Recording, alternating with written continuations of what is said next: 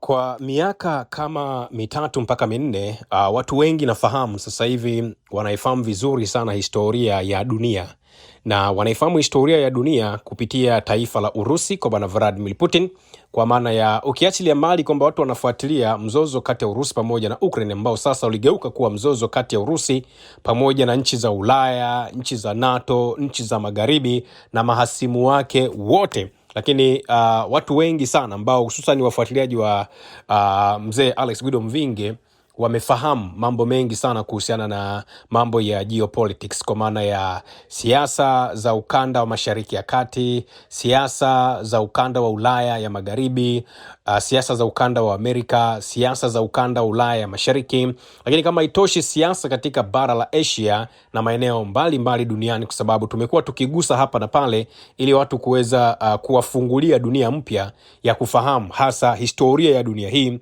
inazungumza nini. Sasa wakati tunazungumza kwa miaka yote hiyo, tumewahi kuzungumza na nafikiri wengi sana mnaelewa juu ya mgogoro uliopo kati ya Marekani pamoja na Urusi, ambao Marekani wapo nyuma ya Ukraine pamoja na zile nchi nyingine wanachama wa Umoja wa Ulaya pamoja na nchi wanachama wa NATO staff. Sasa story inarudi nyuma kidogo. Wengine inawezekana walianza kumfuatia bwana Vladimir Putin mwaka 2022.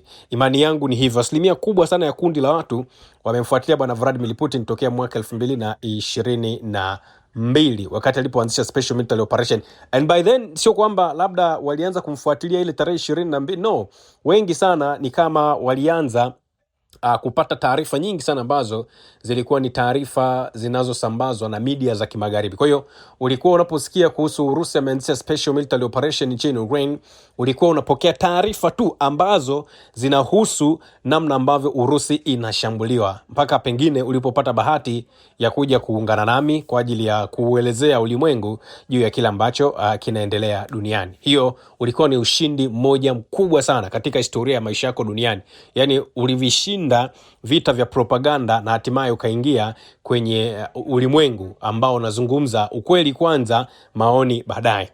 Sasa ukiachilia mbali stories za watu kwa wameanza kujua mwaka 2022, Putin aliwahi kumuonya, aliwahi kuwa rais wa Marekani Bush miaka mingi sana ambayo ilipita, na aliwahi kuionya Marekani kwamba kitendo cha kufikiria kuingiza Ukraine kwenye muungano wa NATO litakuwa ni kosa la moja kwa moja ambalo litatengeneza mgogoro kati ya Urusi pamoja na Marekani, mgogoro wa moja kwa moja. Kwa hiyo unaweza ukapiga mahesabu Bush aliongoza taifa hilo mwaka gani, na rais wa Urusi bwana Vladimir Putin ameingia madarakani mwaka gani. Sasa kabla niwaambie hilo, naomba niwarudishe, nataka niwatengenezee picha ambayo wote tutaielewa.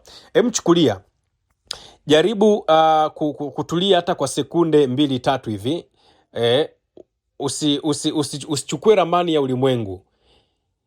Chukua kitu, anifanya kama unaangalia mbali sana. Chukulia unatoka Moscow mpaka Kiev, ambapo ni dakika chache tu kwenye kombora la kisasa la Urusi linaweza likafika. Yani sio kwamba ni masaa, sio kwamba ni siku, ila ni dakika ambazo Urusi wanaweza karusha kombora. Halafu unajiuliza na kujengea picha ili unielewe vizuri, tuende kwenye story. Ungejisikiaje umelala usiku ukijua kwenye mpaka wako kuna kambi za kijeshi za nchi ambazo zimekuwa zikizungumza wazi wazi kuhusu kudhibiti taifa lako? Ungeweza kuita jambo hilo ni kama masuala ya kidiplomasia au ungesema ni masuala ya kivita? Naomba nikupe mfano mwingine mdogo ambao utanielewa. Mvuta picha, wewe ni baba ambaye umenunua kiwanja. Halafu wakati umenunua kiwanja, kiwanja hicho labda kuna mtu mwingine aliyekuwa anakihitaji hicho kiwanja. Halafu ghafla wakati wewe kile kiwanja umekipata, unakuja kuona kwenye kiwanja chako kumezungushiwa miti. Sikona nielewa. Yani kwenye kiwanja chako chote kumezungushiwa miti. Je, utasema labda huyo mtu anazungushia miti kwa sababu anapenda miti au anapenda nini? Si kama unanipatia picha na kutengenezea taswira ili uweze kunielewa vizuri hiki ambacho nataka nikizungumze. Ukisha tengeneza hiyo picha, sasa unaweza ukajiuliza, Je, ungeendelea kukubali kusema bwana, huyu mtu anajenga anazungushia miti kwenye eneo langu kwa sababu ananipenda, au ungesema huyu jamaa anataka kunipora kiwanja changu? Bila shaka majibu yangesema mtu huyu anataka kukupora kiwanja chako kwa sababu una historia naye kwamba alikuwa anakitaka hicho kiwanja. Sasa kama umepata picha hiyo, basi sasa ndivyo ilivyokuwa kwa Urusi. Kwa miaka mingi sana dunia iliambiwa Urusi inatakiwa itulie, Urusi inatakiwa ivumilie, halafu pia Urusi inatakiwa ielewe dunia mpya ambayo inataka kutengenezwa. Yani katikati ya nyakati hizo Urusi walikuwa wanatakiwa yani kwa mfano kama wewe ndio hivyo, nyumba yako imezungushiwa au kiwanja chako kimezungushiwa, alafu naambiwa tulia, hiyo ni miti tu ya kivuli pamoja na mambo mengine. Sasa hiki ndicho ambacho kilikuwepo kwa rais wa Urusi, au hicho ndicho ambacho kilikuwepo huko Urusi. Urusi waliambiwa nao watulie wakati mipaka yake ikizungukwa na rada, ikizungukwa na makombora, vituo vya kijeshi na mikataba ya kijeshi ambayo ilijaa masharti ya kimkakati dhidi ya taifa la Urusi. Na wakati Ukraine walipoanza kupokea mafunzo ya NATO, walianza kupokea silaha za magharibi na ahadi za wanachama, Urusi yenyewe haikusikia hata kidogo msaada ambao unaitwa msaada wa kidemokrasia.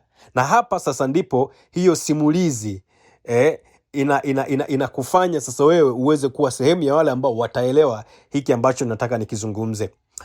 Yani Urusi wao waliambiwa tutulieni, bwana unajua hawa sijui ni wanajenga tu ni nani. Yani hivyo, the story ilikuwa hivyo. Kwa hiyo chukulia hiyo picha, halafu twende pamoja na mimi ili uweze kuunganisha dot kwamba usije ukachukulia Putin alianzisha hii operation, alianzisha pupa. Hapana. Urusi alianzisha hii operation akiwa tayari aliwahi kutoa onyo zito sana kwa taifa la Marekani. Sasa story ikoje? Story iko hivi. Kiongozi wa Urusi bwana Vladimir Putin mwaka 2008 aliwahi kumwambia rais wa Marekani Bush kwamba kitendo cha wao wa Marekani kuiruhusu Ukraine kuwa mwanachama wa NATO kitatengeneza mgogoro wa moja kwa moja kati ya NATO na Urusi, kati ya Marekani pamoja na Urusi moja kwa moja. Na rais wa Urusi bwana Vladimir Putin alimuonya huyo aliyewahi kuwa rais wa Marekani George Washington Bush karibu miongo miwili ambayo imepita, kwamba juhudi za kuifanya Ukraine iwe mwanachama wa jumuiya ya kijeshi ya NATO zingeweza kuigawa nchi hiyo na kusababisha makabiliano ya moja kwa moja kati ya Moscow pamoja na Washington.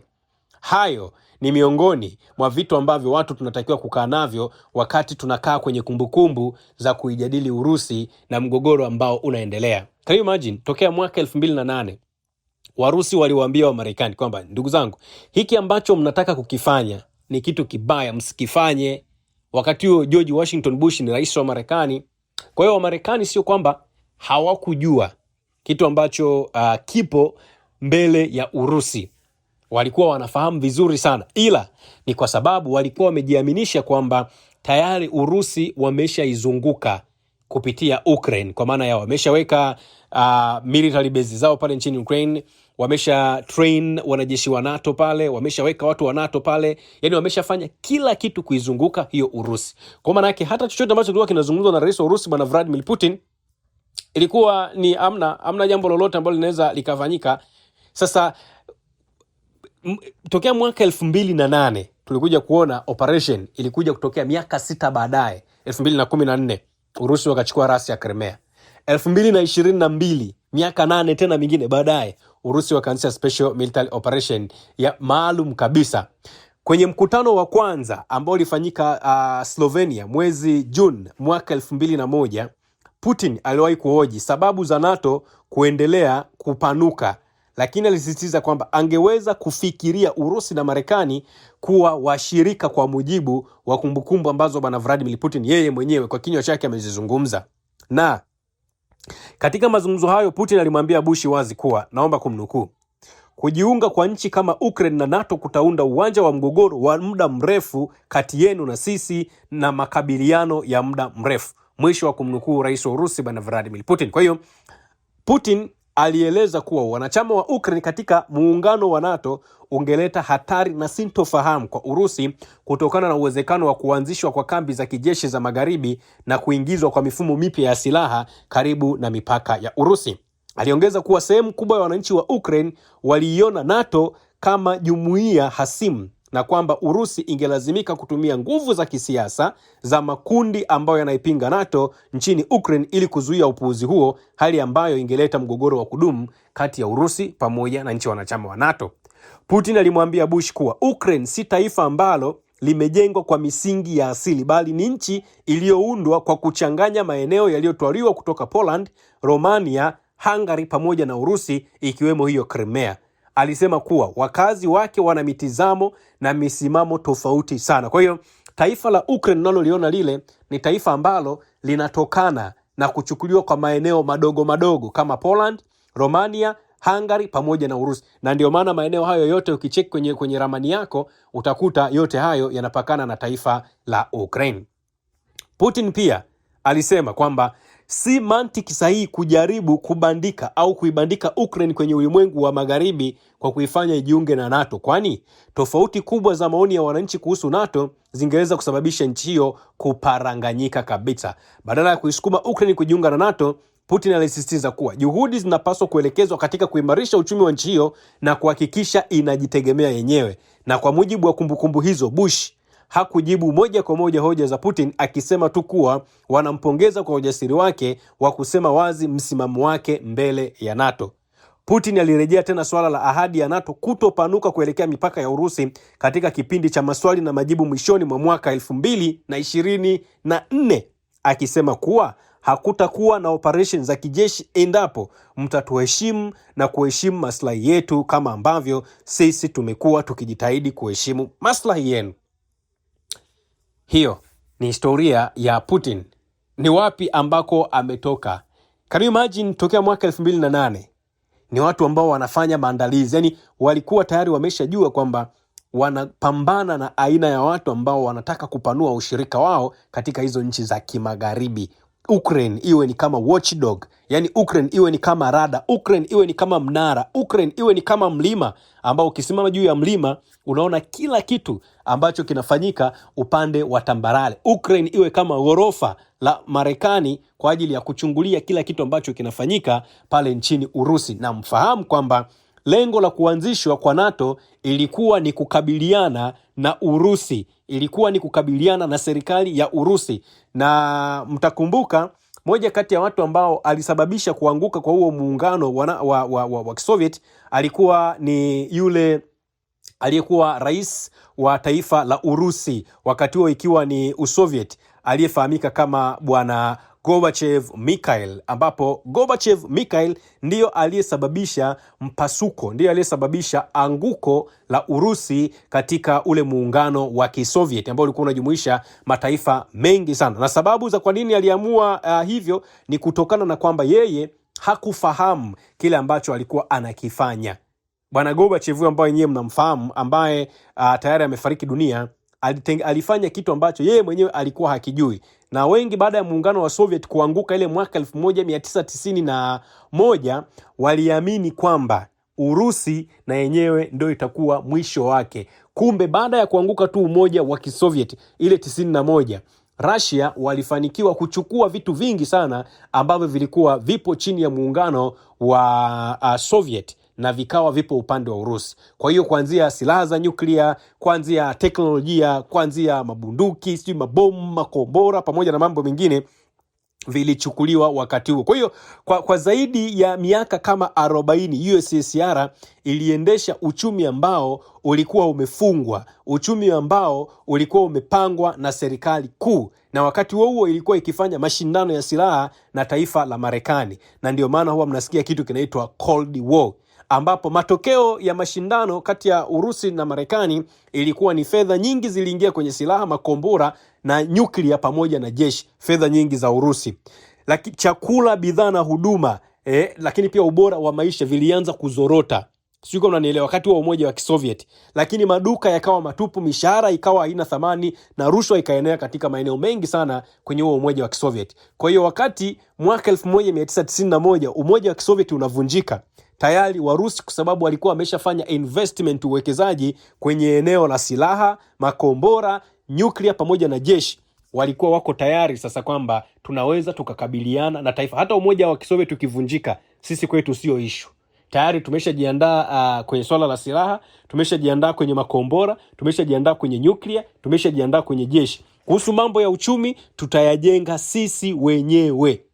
Na ndio maana wakati bwana Gorbachev alipotengeneza baada ya kuruhusu umoja kuvunjika, jambo la kwanza ambalo alikuja nalo, alisema kwamba cha kwanza ni lazima wahakikishe wanaiokoa USSR kwa sera mbili. Cha kwanza mageuzi ya kiuchumi, cha pili uhuru wa kusema na vyombo vya habari. Kwa hiyo maana yake ni kwamba katika mfumo huo, kwa sababu mnakumbuka bwana Gorbachev alipoingia madarakani ilikuwa ni mwaka 1985 aliingia madarakani. Miaka 6 baadaye ndo ile umoja wa Kisoviet ukavunjika. Kwa hiyo ndani ya umoja wa Kisoviet watu sasa walianza kuzungumza ukweli, makosa ya serikali mengi sana, ubadhilifu ulianza kufichuka, hasira za wananchi zikaanza kulipuka, mataifa yaliyokuwa ndani ya USSR yakaanza kudai uhuru, na hapo ndipo umoja wa Kisovieti ukavunjika. Na kuanzia mwaka 1988,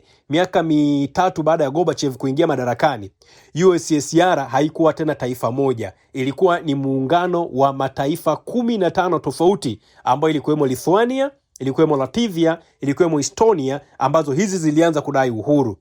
Georgia, Armenia na Ukraine zilianza kudai mamlaka kamili. Serikali kuu ilianza kupoteza udhibiti wakati huo. Kwa hiyo muungano ukaanza kukatika kama kamba ambayo ilianza kukatwa vipande. Na ndipo ilipofikia mwaka 1991 viongozi wakongwe wa Kisoviet walijaribu kufanya mapinduzi ili kumuondoa Gorbachev na kuiokoa USSR, lakini kwa bahati mbaya sana yalishindwa. Na hapa ndipo serikali kuu ilipoteza mamlaka, majeshi yakashindwa kutii amri, na mataifa yote yakatangaza uhuru mmoja baada ya mwingine. Sasa Disemba 1991 Urusi, Ukraine na Belarus walitia saini ya hati ya kuivunja kabisa USSR kwa masharti kwamba hapataki kuwa na vita, hakutaki kuwa na mabomu, wala hakuna kifo cha mtu yoyote ambaye anatakiwa kufa kutokana na kuvunjika kwa muungano huu. Kwa hiyo USSR ilivunjika kwa sababu ya mfumo wake ulizidiwa uzito na yale mataifa ambayo yalianza kusambaratika. Sasa wakati mataifa yale yanasambaratika, ndipo Urusi sasa ilipojikita mizizi na kutengeneza mazingira ya kuwa taifa ambalo litakuwa ni overall in charge kwenye yale mataifa mengine yote ambayo yalikuwa ndani ya USSR. Sio kama mmenielewa mazee. Kwa hiyo story ya Urusi kuanzisha special military operation pale nchini Ukraine sio story ambayo unasema imeanza jana, hapana. Ni story ambayo Wamarekani walikuwa wanaifahamu zamani sana, na ndio maana walikuwa wanapasiana. Akitoka rais huyu, anapoingia huyu, lazima hakikishe wanaiweka Urusi kwa pani. Kumbe wao walikuwa wafahamu kila rais anapoingia madarakani, wenzao Warusi walikuwa wanatengeneza misingi, walikuwa wanatengeneza njia za namna gani kwenda kuwa taifa ambalo litakuwa ni unstoppable duniani. Mpaka leo hii tunapozungumza, pengine huenda katika nyakati ambazo Marekani na nchi nyingine zinajutia, ilikuwa ni pamoja na kuvunja ile USSR. Yaani kuivunja USSR ndio imefanya wametengeneza taifa hatari zaidi duniani, taifa la Urusi, ambalo lenyewe linajua kabisa kwamba linaishi na watu ambao wanalichukia kwa 100%. That's why wanapambana kufa na kupona kuhakikisha kwamba wanaondoa hizo fikra oevu za nchi za kimagharibi kwamba wanaweza wakaisambaratisha Urusi. Usisahau kusubscribe, like na kubonyeza alama ya kengele. Asante.